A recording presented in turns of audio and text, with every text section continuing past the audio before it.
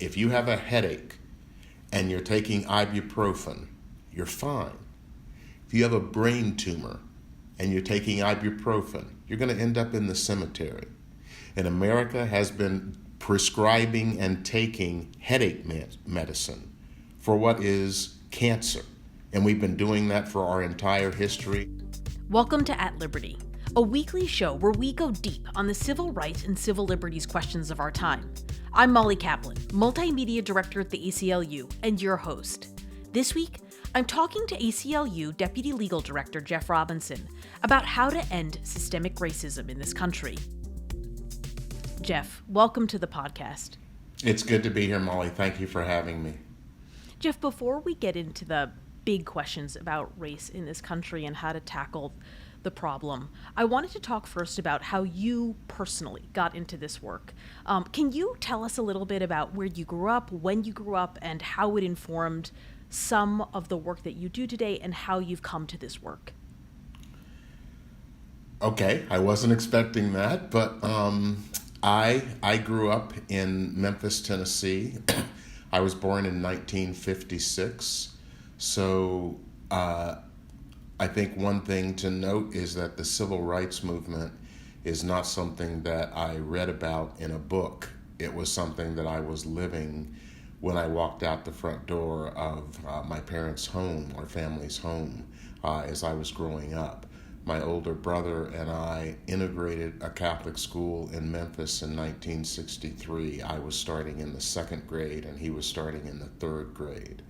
And so we saw the civil rights movement through the eyes of Memphis, Tennessee and the Deep South. And when Dr. King came to Memphis in 1968, I was 11 years old, and I was old enough to know that something special was going on. And my dad took me to court to see the hearings of people that were arrested in a march that occurred. Actually, it was exactly 1 week before King was killed. And there were a bunch of people arrested, and my dad took me to court to see some of their hearings, and I saw, seemingly coming out of nowhere, these people called criminal defense lawyers. And they were arguing about the right to protest and police brutality. And I was just amazed. And I said to my dad, "Who are those guys?" Because they were men at that time. And my dad was an educator. He was, at that time, he was actually, I think he was still a grade school principal. He may have already gone to high school, being a high school principal, but he was an educator. And so he immediately started in saying, well, first you got to get good grades in high school. And I'm like, that ain't happening. And then he says, you got to go to college for 4 years and get good grades there. And I'm like adding up the years. And then he says, you got 3 more years for law school. And I'm 11 years old. I'm adding this up. And it's like, I'll be 25 when I get out of school. That's like ancient. I can't do that. But I think what I can look back on is that from that day, in debate things that I would be involved in speaking exercises that I would be involved in, I almost always ended up being a criminal defense lawyer. And that's all I wanted to be when I went to law school. And so I was a public defender, and then 27 years in private practice, because for one thing, issues of race are always present in the criminal legal system. And so my career was really directed toward dealing with that issue in the criminal legal system and being the best criminal defense lawyer I could be. And did you feel like you had successes in terms of your goals, but also were there limitations in being a criminal defense lawyer? Definitely had huge successes. There are people walking around today in jobs with families because they are not in prison. There are people who went to prison who came out because they had the support of their families and lawyers who were willing to continue to work with them. So the successes were enough to sustain me through 34 years of practice in criminal defense. But I think I recognize that there is a limited amount that you can do working in the criminal legal system. And let me be clear, I am not for 1 second detracting from the contributions of criminal defense lawyers, especially those criminal defense lawyers who are acting as public defenders, because they are the backbone of any chance at justice in the criminal legal system. I'm simply saying that one of the things that I came to realize is that if I fixed every single problem in the criminal legal system, fixed every single procedure, we would fill up the jails and prisons again like that with virtually the same people. And what I also realized is if you fix racism, there's a whole lot of other shit that gets fixed at the same time. And so I just felt like I was ready to try and take a bigger swing at issues of race, and that's what ended me up at the ACLU. And I'm curious, in our discussion about race and also understanding how, what you brought in your evolution around the issue of race in this country, when you saw what happened on January 6th, knowing what you know about race in this country, what went through your mind as you watched the images from the Capitol start to stream in? Meet the new boss, same as the old boss. This is not the first time that a mob of white supremacists has tried to overturn an election where black voters played a major role in the outcome. In 1874, in New Orleans, a white mob took over the city, essentially, and federal troops had to be brought in because they were upset that Republicans, because back in those days, it was the Republicans that were the party of racial justice. And they were upset at a slate of people who had been elected there in the city that included black folks and folks who were about racial justice and racial equality. And they held that city for 3 days until the federal troops arrived and put the duly elected members back into power in the city of New Orleans. It didn't work that time. But in 1898, in Wilmington, North Carolina, it did work. And a white mob overthrew the local government, killed black folks. 1,400 black citizens of Wilmington, North Carolina fled the city. There was literally a coup. And the people that led the coup took over the city government, started getting rid of laws that had been passed to promote racial justice, and started outlining laws that were essentially right in the heart of Jim Crow. And so it worked that time. January 6th was simply at least the third time that an attempt like that has happened. And so it connected to the other attempts to me, because just like in the other attempts, what was frightening were the number of black people exercising the right to vote. When I saw what was happening on January 6th, I thought, those people are so afraid of Stacey Abrams, because look what happened in Georgia. There is a senator who is a black man who was a minister at Ebenezer Baptist Church. Just wrap your mind around that and how extraordinary that is, even though they were removing mailboxes in black communities so you couldn't mail your vote in, even though they were closing down polling places in black communities so it would be more difficult to get to a place where you could vote, even though they were doing all kinds of tactics to suppress the black vote. Look what Stacey Abrams and the other women and men who were working in Georgia did. So what I saw on January 6th were acts of desperation. People who are desperate behave in the manner that you saw on January 6th. And why are they desperate?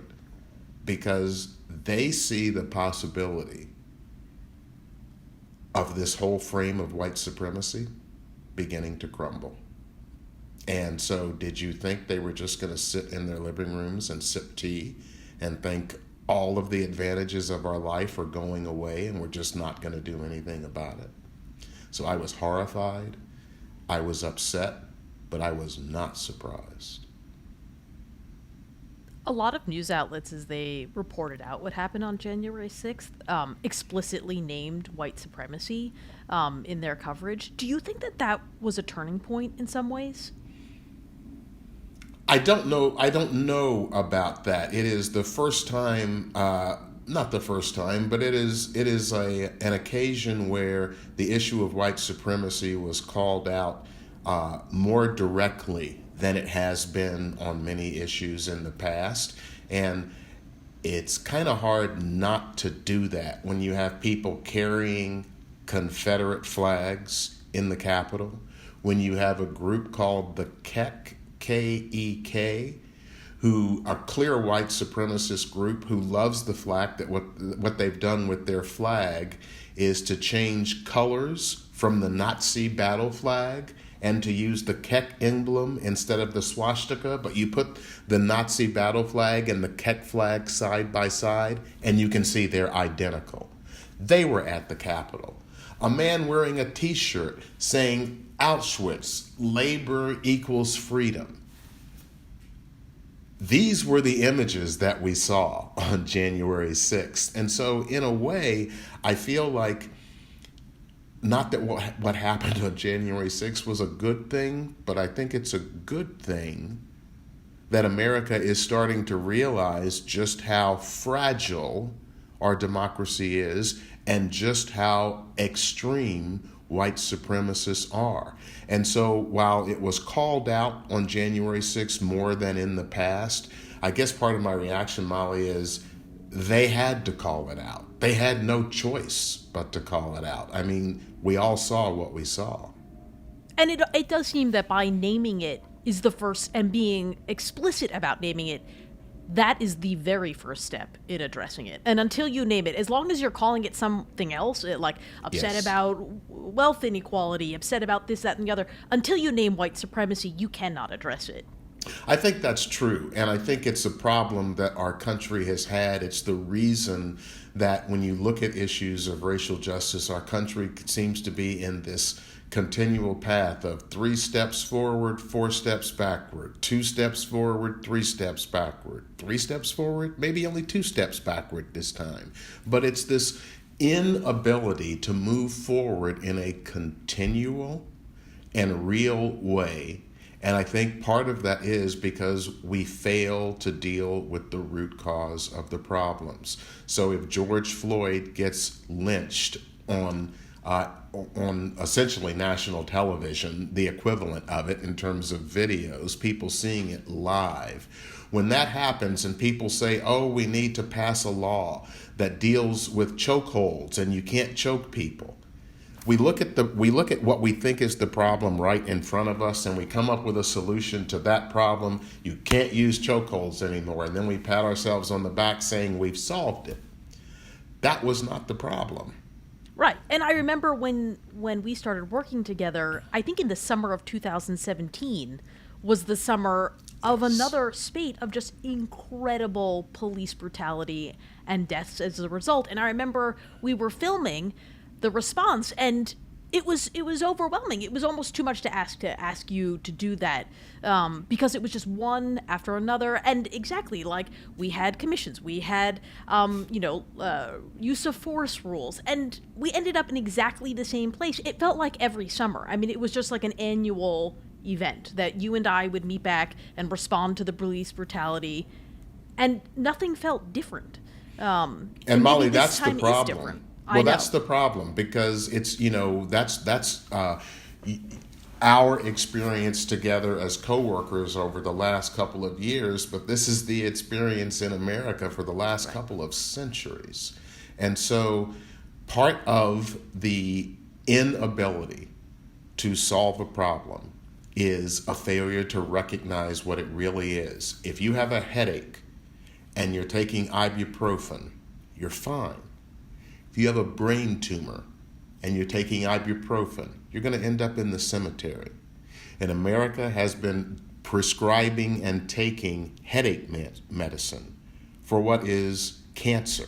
And we've been doing that for our entire history, and I think folks are finally waking up to the fact that we can't do it anymore.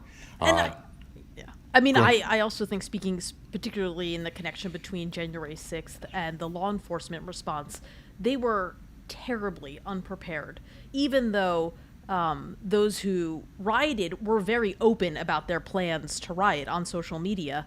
And yet, in contrast, in June of 2020, we saw, almost a militarized response to protesters and, the use of rubber bullets and tear gas to clear the path for Trump to walk down the street. How do you reckon with those two images? Once again, meet the new boss, same as the old boss. This is simply what has been happening time and time and time again in America, but this time we're all being forced to look at it in a different way.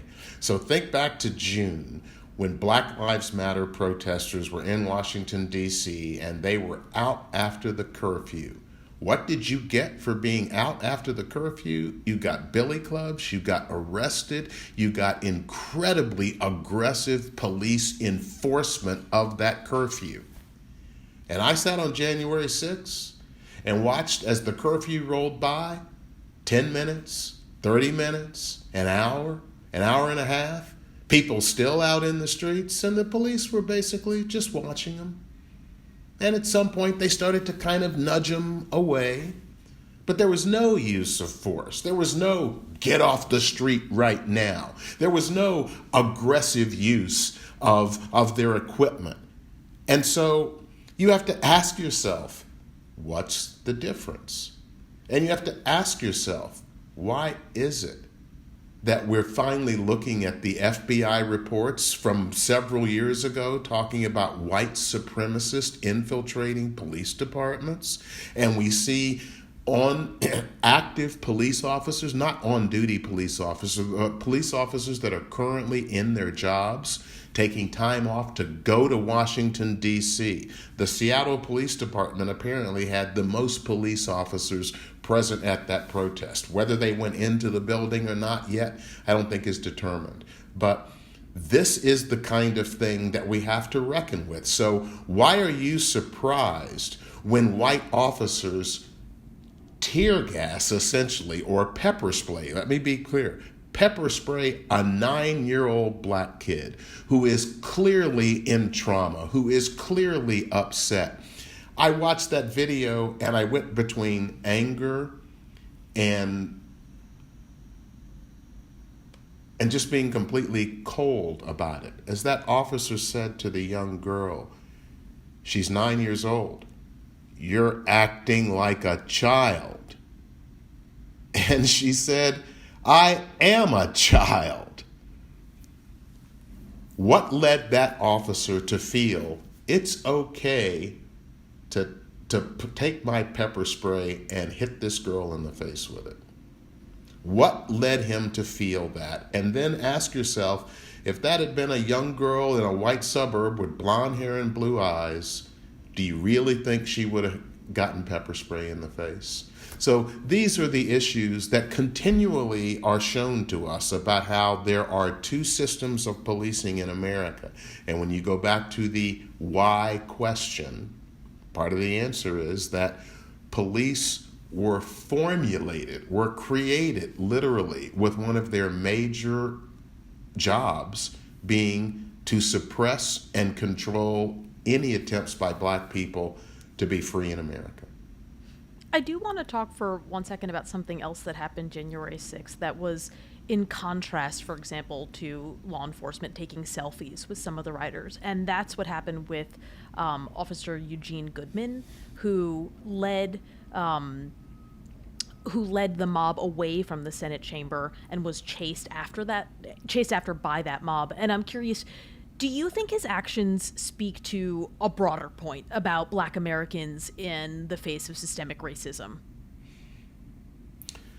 I think that there are many people in America who at some level are really afraid of what will happen if black people get equity and equality and power in America.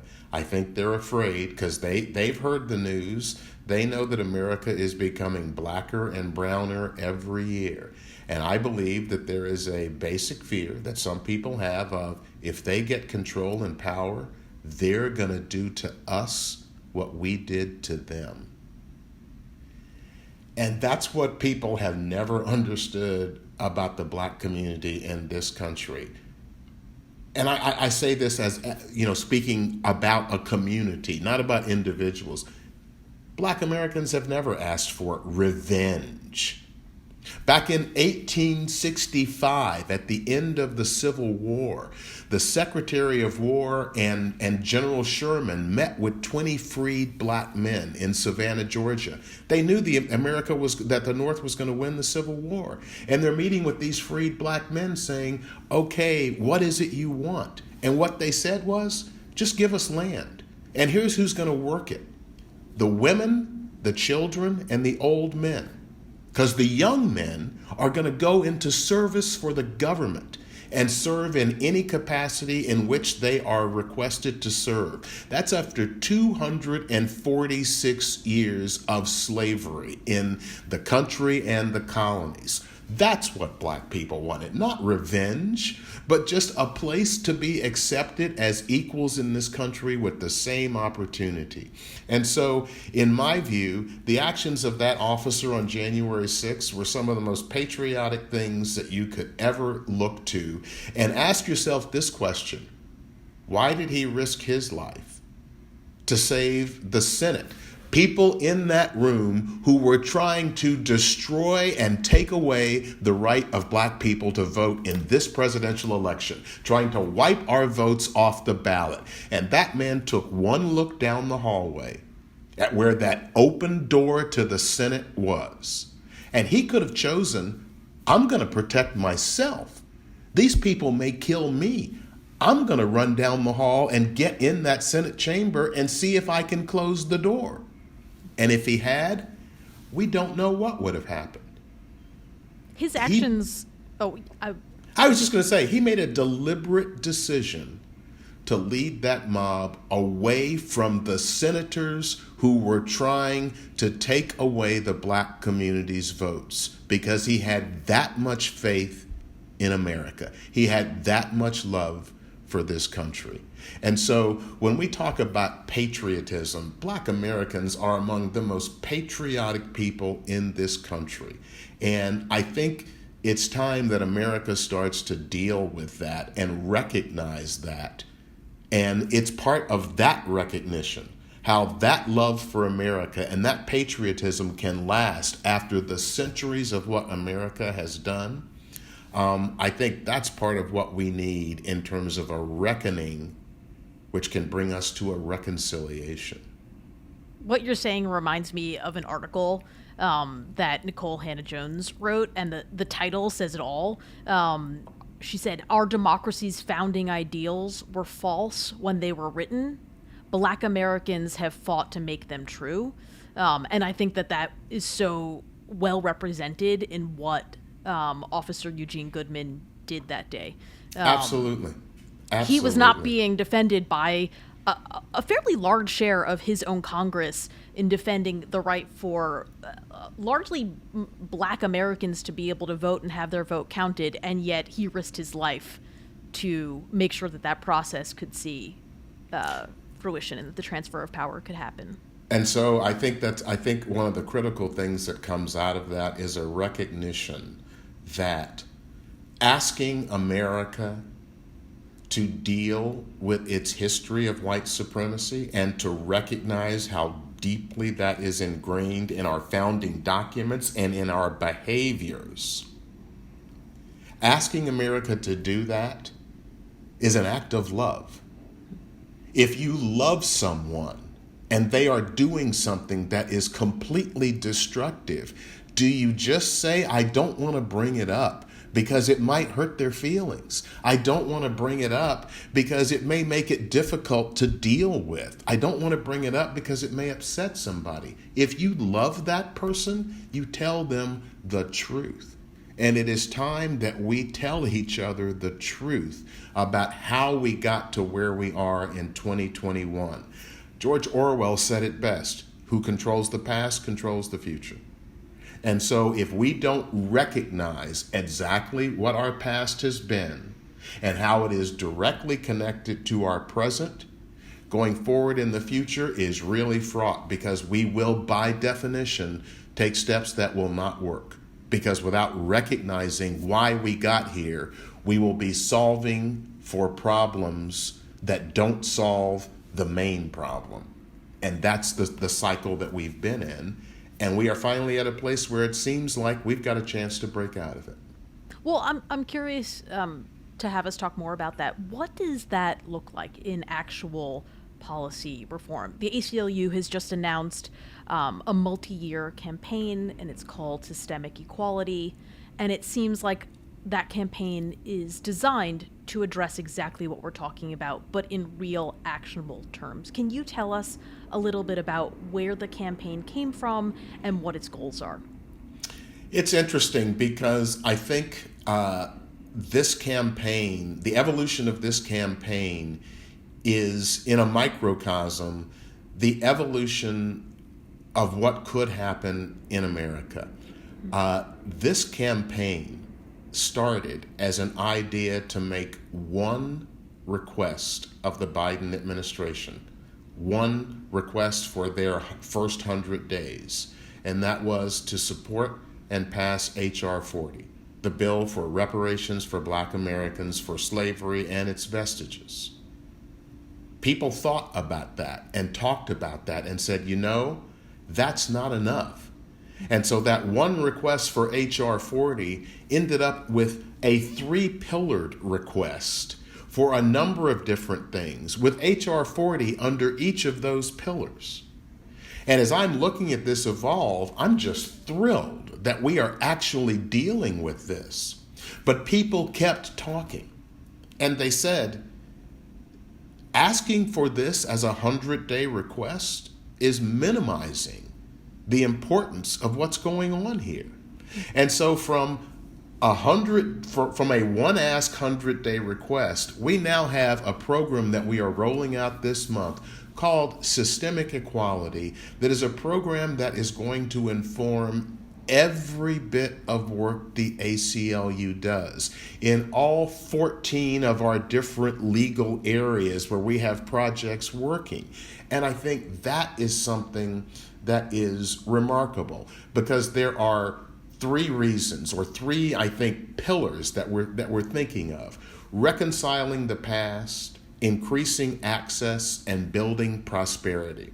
And reconciling the past is what you and I have been talking about, exposing the way that white supremacy is in our Constitution, in the laws that we have passed, and in the behaviors, both political, legal, and social, that we have engaged in this country. Reconciling that past brings us to a place where we can actually look at how we got here and then fix it.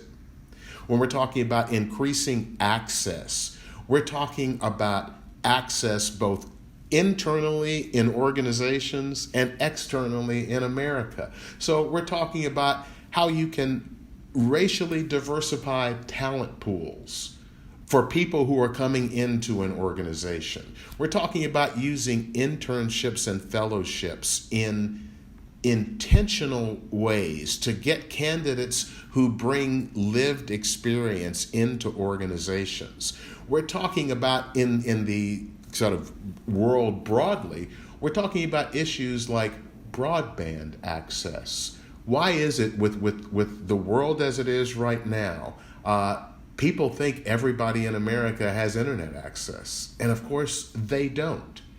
Algorithmic bias, another AI issue. These are the things that we're talking about ways that we can increase access to success in the system. We got issues about building prosperity. So we're talking about student debt. We're talking about postal banking. Many people say, what the hell is that? And the laws that created the post office actually allow for the post office to provide many financial services. And in underserved communities where banking is not readily available, having those services at the post office is literally life-changing. And Jim, I want to stop you right there just on that example. This isn't just making it so that banking is more accessible or the internet is more accessible. It's also correcting for, as I understand it, policies that have been put in place since our founding to disadvantage Black people. So this isn't just like, let's give a little more access. This is just evening out the inequalities and inequities that have been built into the system. Is that accurate? Molly, you've really hit a critically important point. And I'll give the example this way. We have all heard that Black folks are dying at much higher rates than white folks from COVID-19. Right. And so some people say, oh, okay, well, let's just improve medical access for everyone and Black people will benefit. That's an absolutely fine idea to get vaccines out to everyone, to improve medical care for everyone. But that is a good policy for everyone going forward. That is not a policy of repair for what has happened. And the concept is just like this. And this is what many people, I think this is where America has gone wrong. People say, well, after the civil rights movement, everything has been equal, right? For the last 50 years. People were talking about a post-racial America. And as an excuse, by the way, to roll back the Voting Rights Amendment. Exactly. And what we saw when the Voting Rights Amendment was rolled back, that in the next 3 years, 13 states in the South started passing restricting voting laws. Right. That's the post-racial world that I'm sure they had in mind. Exactly. And so I think the point is that there are two things going on. Excellent social policy looking forward that takes into account or that is built so that it is designed to ensure that Black and brown people have the same access as white people going forward. Those are excellent things. We need more of them every single day. They do nothing to deal with the circumstances that we are living in right now. And without a recognition that our policies, our actions, and our behaviors have led us to that point, that recognition then triggering, well, if we are the ones that did this, we're the ones that have to undo it. Without that kind of recognition and that kind of repair or reparation, then we are going to be looking at a continued wealth gap in America, a continued gap between Black and white America in every political, social, and economic realm that you can think of. And that's just not acceptable anymore. And I'm curious, how does voting fall into this campaign? How does empowerment play a role?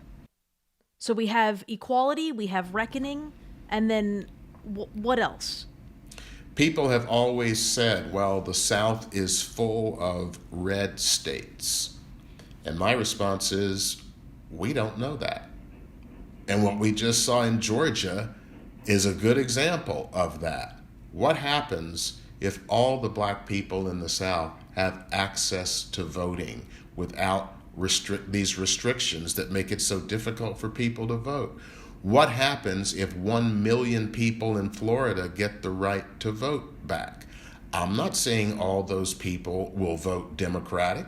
And I'm just sure for they won't. clarity, I assume you're talking about the attempt in Florida that ultimately, sadly, has temporarily failed, but to restore voting rights to those who were formerly incarcerated. That's right. And I will agree with you that it has stalled, but I won't even say failed, because this is an ongoing fight, and the victory is in sight in my view. But I think that as we start addressing these issues, as we start building power in the South through the ACLU Southern Collective, a group of affiliates in the South that are coming together to work jointly on issues like voting, we may find out in the next 10 years whether the South is red or not, because it may not be. And if everybody can vote, if everybody can exercise that right, I think we may find America in a significantly different place. And that's why people are so afraid of everybody being able to vote, because they know what may happen. I also want to bring up one other piece that is sort of coming together in my head, which is that these three planks are interconnected. And so, for example, if you are have better access to banking, if you are economically more sound, you probably have more time to vote. I mean, you can't think about getting to the polls in the middle of the day if you are taking care of your children, if you can barely get food on the table, if, that is maybe not your first task of the day. But as you start to address the racial wealth gap, as you start to address reparations and reconciling with our past, it would seem that empowerment rises. And once empowerment rises, the racial wealth gap closes, and they're all interconnected. And I think one interesting thing about the campaign is that it seems to recognize that you cannot take these apart, that they must rise as a tide. This is why I am thrilled with the internal thinking at the ACLU about going forward in this way, because what people have committed to is using all of our tools. That means advocacy, that means litigation, it means addressing practices and cultures internally at the ACLU so that we can be a model for other organizations who are trying to wrestle with these same issues. And that means, look, we're a 101-year-old organization, and we have our own issues that we have to struggle with. But I see the systemic equality platform as one of the ways that you can see the ACLU is taking steps to try and bring itself into alignment with what we know we have to do if we are actually going to take America forward on the issue of racial justice. That's a process. Will there be missteps? I guarantee you there will be. There's no question about it. But missteps that are happening as we are going toward a different goal that America has never gone toward before, it's like, why would that make you upset? Why would that make you afraid? Of course missteps will happen. But if we focus on the heart of the issue, what started our problems in America, what was our nation founded on, and how can we eliminate those elements in as many areas of American life as we can. And when I say those elements, I mean the WS word again, white supremacy. And that's the path that the ACLU and other organizations are on. And I believe that this platform is significant. The ACLU has never done anything like this in its 101-year history. And so the ACLU of the next 100 years, I think, is positioning itself to be in on the fight in the areas where it will actually matter, the areas where you can actually make a substantial change.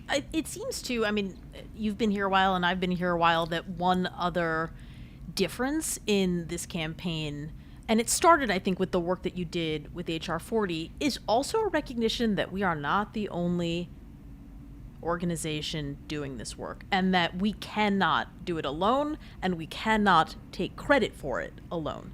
That this is only possible in partnership. I think our work on HR 40 is the perfect example of that. In 2019, and once again, it shows you how people in this organization understand the need to move and are ready to move. In 2019, what started off as a request to write a blog about H.R. 40. And H.R. 40, Jeff, just to remind people. H.R. 40 is the bill in Congress, and there's a companion bill in the Senate now, Senate Bill 40. They are identical. They would establish a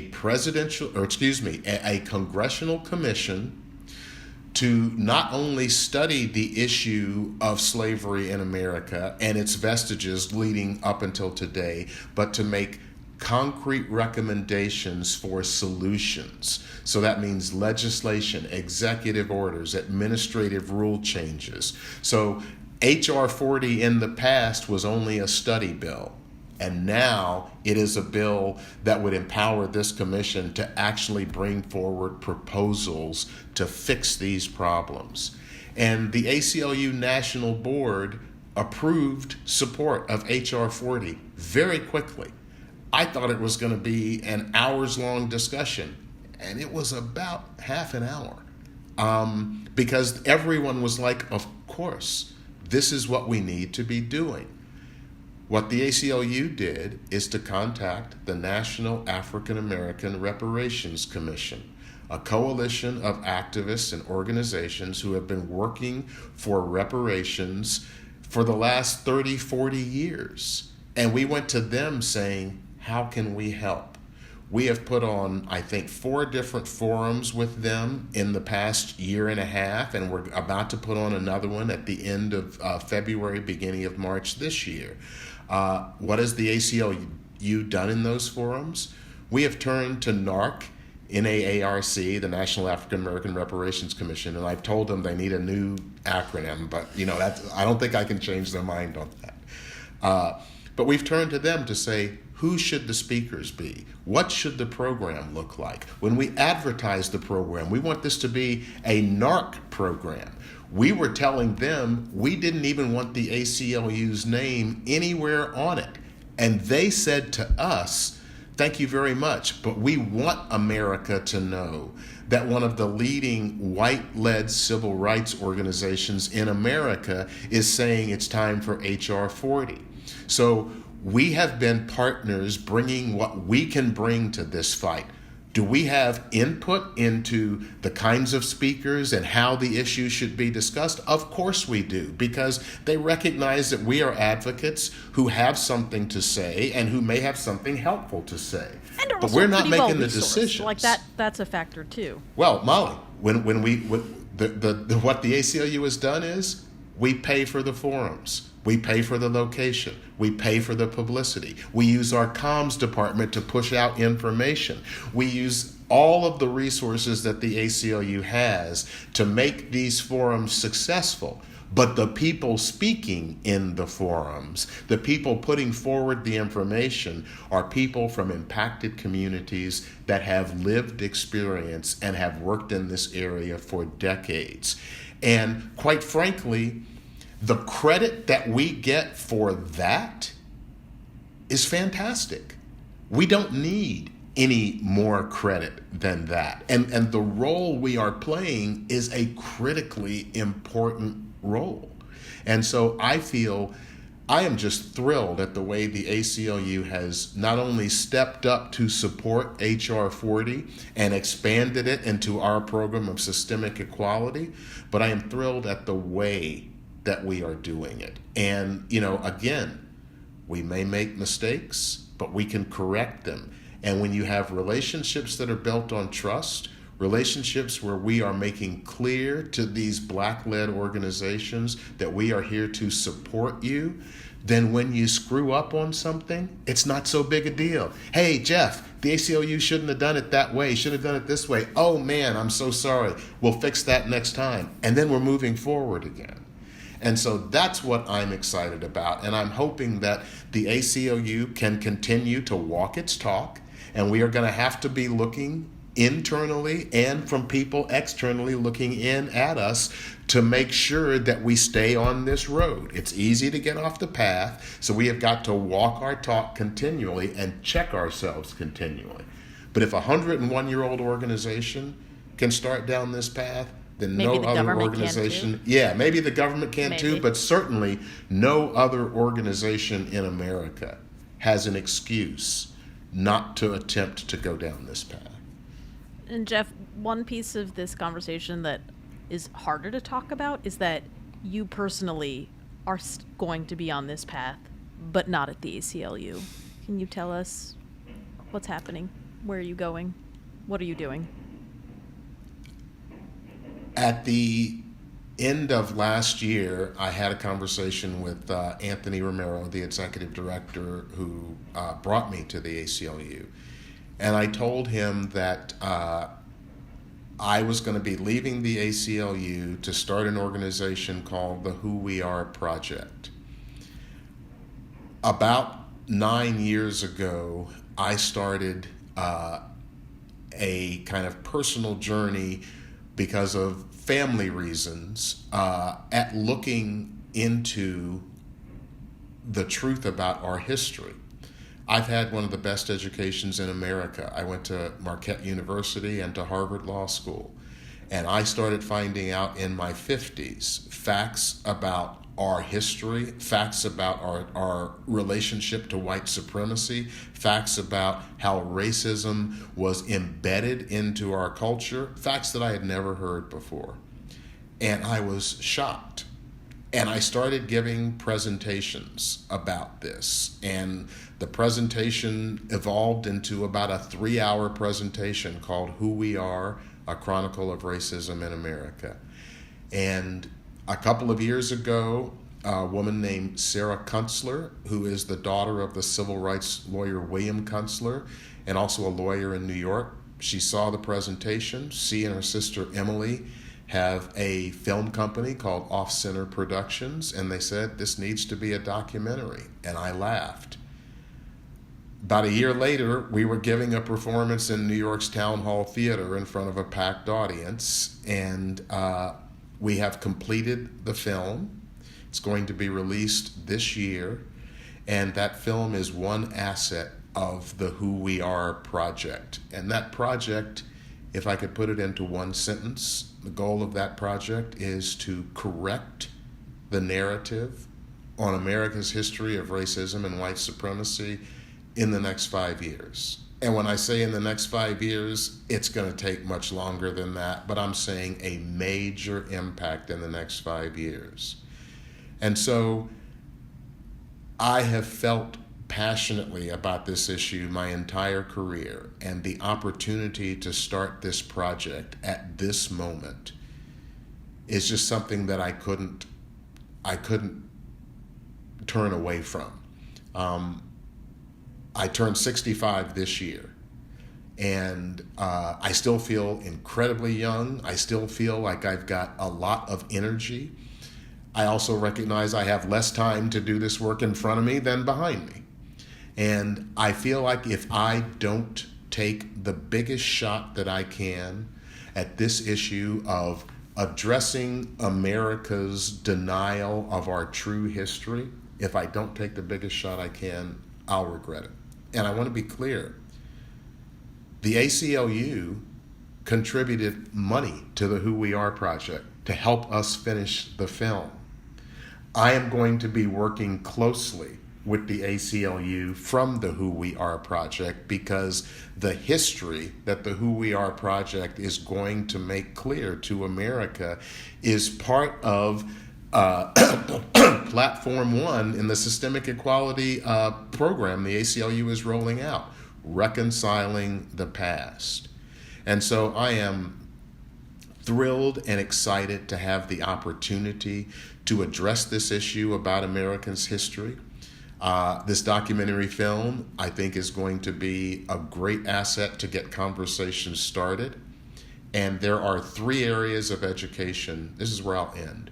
There are 3 areas of education that we're going to focus on. One is schools, from kindergarten through college. One is community education, community groups, religious groups, political groups, social groups. And the other is corporate and government. And in each of those buckets, we will present information based on original source documents. So I'm not going to get into a fight about with anybody. And the ex-president's 1776 report, that came out on the day we celebrate Martin Luther King's work and life, quite frankly, it was a gift, because it is so ridiculously inaccurate and so ridiculously filled with propaganda that it is the perfect foil to say, this is the myth that many Americans and political leaders in America want you to accept. And here is the original documents from our history saying, actually, didn't happen that way. So I'm thrilled and excited to have this opportunity. And while I'm making it through this without tears, because it's incredibly hard to leave the ACLU. But I will say this: the talent in this organization and the organization's focus on bringing in people of color and working to have people of color succeed and move up into positions of leadership in this organization, it's the one thing that makes me feel good, because I look at the black and brown people in the ACLU and I just start laughing at how much talent there is. So whoever replaces me at the ACLU is going to be coming into an organization that is poised to do great things. And so if there was a time for me to leave, I would say this is the time, because the ACLU is poised to do great things. And I got one more thing up my sleeve with the Who We Are project. So let's see how far that will go. 11-year-old you in Memphis in that courtroom. Who knew? Who knew where this would all end up? Yeah. You thought 25 was a long time. Getting through school. It's true. This has been a great 5.5 years at the ACLU. I am thrilled with the direction the organization is taking.